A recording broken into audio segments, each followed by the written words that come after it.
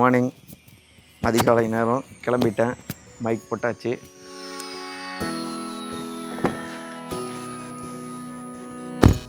Trip போட்டாச்சு. South போகிறோம். Tamil Nadu south எப்படி இருக்குன்னு பார்ப்போம். ஃபீல்டு எப்படி இருக்குன்னு ஒளிப்பதிவாளர் சந்தீப்புடன் சேத்தா இளங்கோவன்.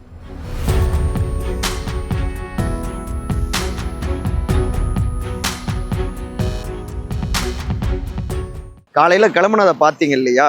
கிட்டத்தட்ட 600 கிலோமீட்டருக்கு மேலே பயணிச்சிருக்கோம் சென்னையிலேருந்து. நாம் வந்திருக்கிற இடம் மிக முக்கியமான ஒரு மாவட்ட தலைநகரங்க.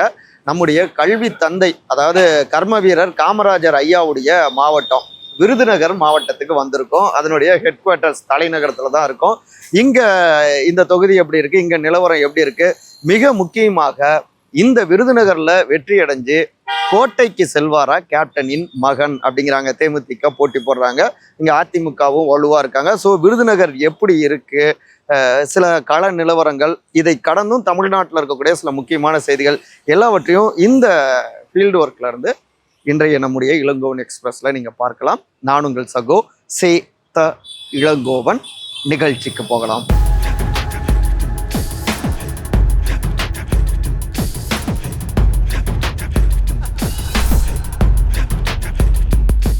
விருதுநகர் கேப்டன் மகனுக்கு கை கொடுக்குமா? இரட்டை இலையை துளிர்விடச் செய்வாரா ராஜேந்திர பாலாஜி? நம்ம தொடக்கத்திலே சொன்னது போல நம்முடைய கர்ம வீரர் கல்வி கண் திறந்த நம்முடைய காமராஜர் ஐயாவுடைய மண்ணுங்க இது. ஆனால் இங்கே தான் திமுகவில் திரு சீனிவாசன் மாணவர் அணியை சார்ந்தவர், அவரால் காமராஜர் ஐயா தோற்கடிக்கப்பட்டார். அந்த நேரத்தில் முதலமைச்சரான பேரறிஞர் திரு அண்ணா அவர்கள், அவரும் கூட ஐயாவுடைய தோல்வி எங்களுக்கு வேதனையை கொடுக்குது அப்படின்லாம் சொன்னார். இருந்தாலும் காமராஜர் அவர்களால் கல்வி பெற்ற ஒருவர் ஒரு அரசியல் விழிப்புணர்வோடு பயணிச்சிருக்காரு அப்படின்னு அப்போ பாசிட்டிவாகவும் பார்த்தாங்க. தந்தை பெரியார்லாம் சப்போர்ட் பண்ணார் கர்ம வீரர் காமராஜர் ஐயாவுக்கு. இப்படியாக ஒரு வரலாற்று ரீதியாக சிறப்பு வாய்ந்த ஒரு மண் தாங்க இந்த விருதுநகர் தொகுதியில். பார்த்தோம்னா திமுக கூட்டணி சார்பாக தேமுதிகவில் திரு விஜய பிரபாகரன், அவரு கேப்டன் திரு விஜயகாந்த், மறைந்த திரு விஜயகாந்த் அவருடைய வாரிசு. இங்கே அதிமுகவில் திரு விஜி கணேசன் நிற்கிறாரு. நாம் தமிழர் கட்சியில் திரு லட்சுமணன், அப்புறம் தாவேக்காவில் திரு செல்வம், 4 பேர் போட்டியிடுறாங்க. களம் ரொம்ப டஃப்பாக இருக்குங்கிறத புரிஞ்சிக்க முடியுது.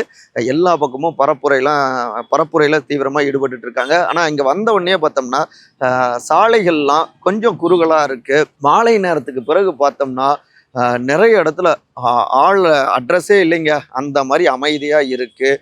தெரு விளக்குகள், அதாவது அடிப்படை வசதிகள் கொஞ்சம் குறைவாக இருக்கிறத புரிஞ்சிக்க முடியுது. இன்னொரு பக்கம் மருத்துவமனைகள், இங்கே இன்னும் கட்டமைப்பெல்லாம் அதிக அளவில் வலுப்படுத்தணும் அப்படின்னும் இங்கே இருக்கக்கூடிய பொதுமக்கள் தெரியப்படுத்தியிருந்தாங்க. அப்புறம் இளைஞர்களுக்கான வேலை வாய்ப்பு அப்படிங்கிறது இங்கே குறைவாக இருக்குது அப்படின்னு பொதுமக்கள் நம்ம பேசினப்ப தெரிவித்தாங்க. தேநீர் கடைக்கு போய் பேசுகிறதாகட்டும், இல்லை அப்படியே ஒரு இளநீர் கடையில் கேஷுவலாக மக்கள்கிட்ட பேச்சு கொடுக்குறப்ப இதை பதிவு செஞ்சாங்க. மிக முக்கியமாக அவங்க சொன்னது, நகராட்சி பகுதிகளில் கழிவுநீர் வெளியேற்றம்ங்கிறது ரொம்ப முறையான வசதிகள் இல்லைங்கிறாங்க. அப்புறம் தீப்பெட்டி மற்றும் ஆயில் மில் தொழில்கள் போதிய வளர்ச்சி இல்லாமல் இருக்குது. நகரத்தில் இருக்கக்கூடிய முக்கியமான சாலைகள், வார்டு சாலைகள்லாம் நம்ம முன்னவே சொன்னது போல சேதாரமாகி இருக்கு. மேடு பள்ளம் நிறைந்த சாலைகள் நிறைய அளவில் இருக்கு. அப்புறம் படித்த இளைஞர்களுக்கான வேலை வாய்ப்புகள் பெருசா இல்லை. இதெல்லாமே சொல்லி தான் போன முறைலாம் வாக்கு கேட்டிருந்தாங்க. ஆனால் இந்த முறையும் அதை சொல்லி வாக்கு கேட்க வேண்டிய ஒரு சூழல் தான் எல்லா கட்சியினருக்கும் இருக்குங்க. சரி, இந்த தொகுதியை பொறுத்த வரைக்கும் பரவலாக சமுதாய ரீதியிலாக முக்கொழுத்தோர் சமுதாயத்தினர், நாடார் சமுதாயத்தினர், தேவேந்திர குல வேளாளர் சமுதாயத்தினர், நாயுடு சமுதாயத்தினர், யாதவர்கள், பிள்ளை, இப்படி பரவலாக இருக்காங்க. இதில் நாயுடு சமுதாயத்தினர், அப்புறம் பிற தெலுங்கு தாய்மொழியாக கொண்டிருப்பவர்கள், இப்படிலாம் சேர்த்தோம்னா கிட்டத்தட்ட இவங்களே ஒரு 25-28% வந்துடுறாங்க, அதிக அளவில் இருக்காங்க.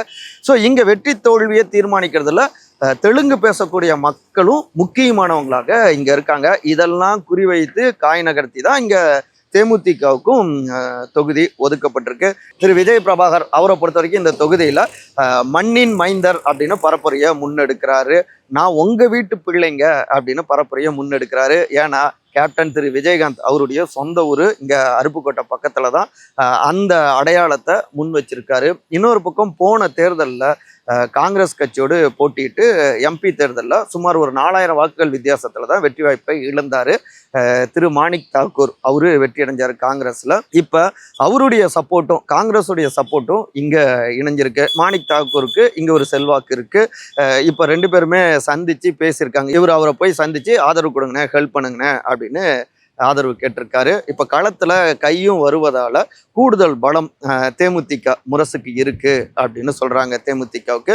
அது மட்டும் இல்லாமல் போன முறை நாடாளுமன்ற தேர்தலில் ஒரு 2 சட்டமன்ற தொகுதிகளில் இந்த விருதுநகரில் பார்த்தோம்னா அதிக வாக்குகளை திருமங்கலம் இங்கெல்லாம் அதிக வாக்குகளை பெற்றிருக்கிறார் விஜய பிரபாகர். அதே நேரத்தில் இந்த விருதுநகர் சட்டமன்ற தொகுதியில் பார்த்தோம்னா போன முறை திரு மாணிக்கம் தாக்கூர் அவரு 54,651 வாக்குகள் பெற்றிருக்கிறார் எம்பி தேர்தலில்.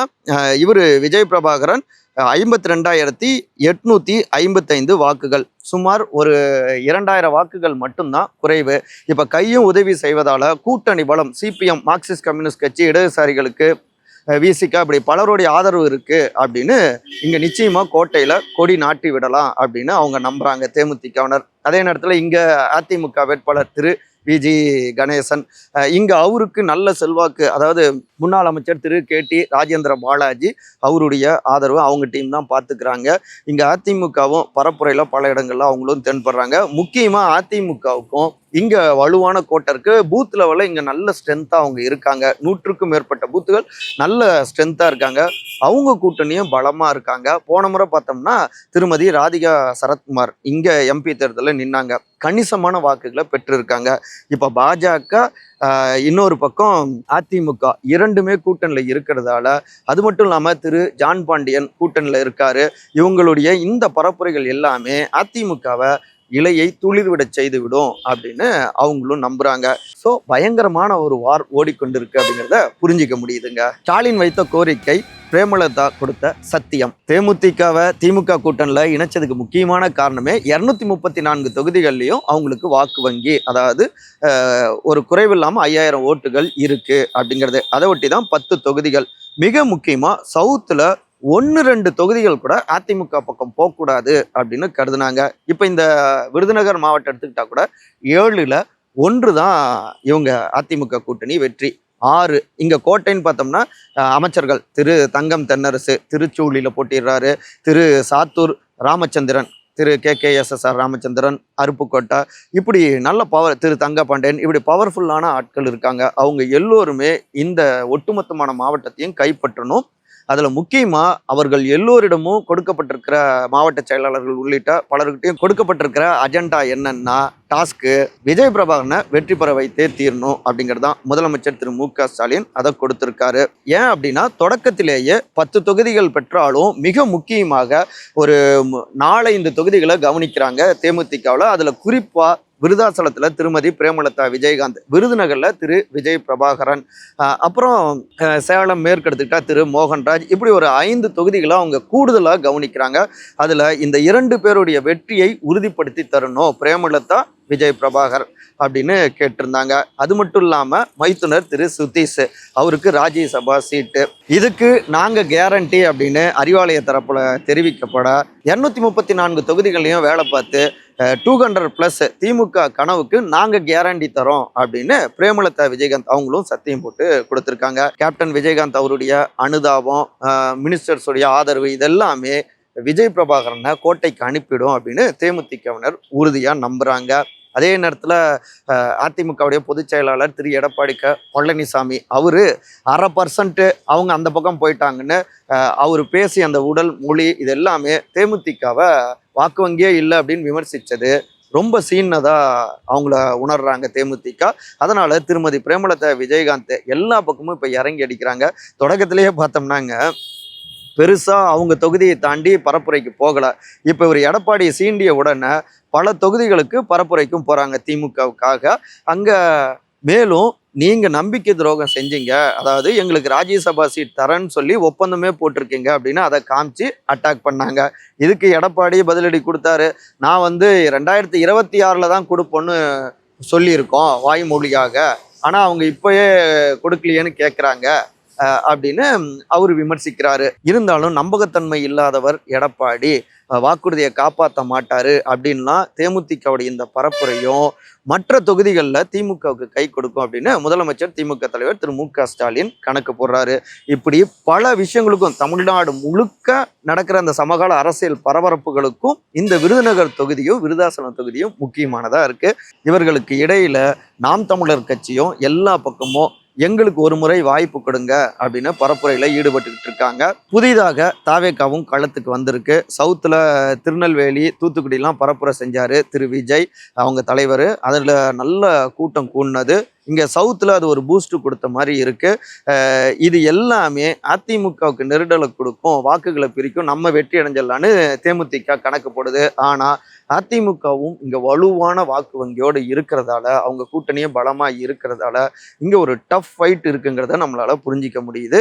மக்களுடைய எதிர்பார்ப்போம் அடுத்த தேர்தல் பரப்புரைக்கு நீங்கள் வரப்ப நாங்கள் ரோடு வசதி செஞ்சு தரோம், தெருவிளக்குகள் போட்டு தரோம், அடிப்படை வசதிகள் செஞ்சு தரோன்னு நீங்கள் வாக்குறுதி கொடுக்குற மாதிரி ஒரு சூழலை நீங்கள் ஏற்படுத்திக்காதீங்க. அப்போ என்ன அர்த்தம்? எங்களுக்காக உண்மையாக உழைத்தால் நாங்கள் ஆதரிப்போம்னு அர்த்தங்கிறாங்க. ஸோ இதான் களம் சொல்வது. ஒரே இடத்துல பேசிட்டு இங்கே ஏன்னா நிறைய இடத்துல ட்ராவல் பண்ணிட்டுருக்கோம். பயங்கரமான வெயில், பக்கத்தில் முக்கியமான நட்சத்திர தொகுதிகளுக்கு பயணிச்சிட்டு இருக்கோம். அடுத்த தொகுதியிலிருந்து உங்களை சந்திக்கிற தவறாமல் நம்ம காணொலிகளை எல்லா பக்கமும் பகிர்ந்துக்கோங்க. உங்கள் சுக சேத்தலங்கவன் சேனலில் கருத்துரை பகுதியில் கருத்துக்களை பதிவு பண்ணுங்கள். நன்றி, வணக்கம். அன்பால் ஒருங்கிணைந்திருப்போம்.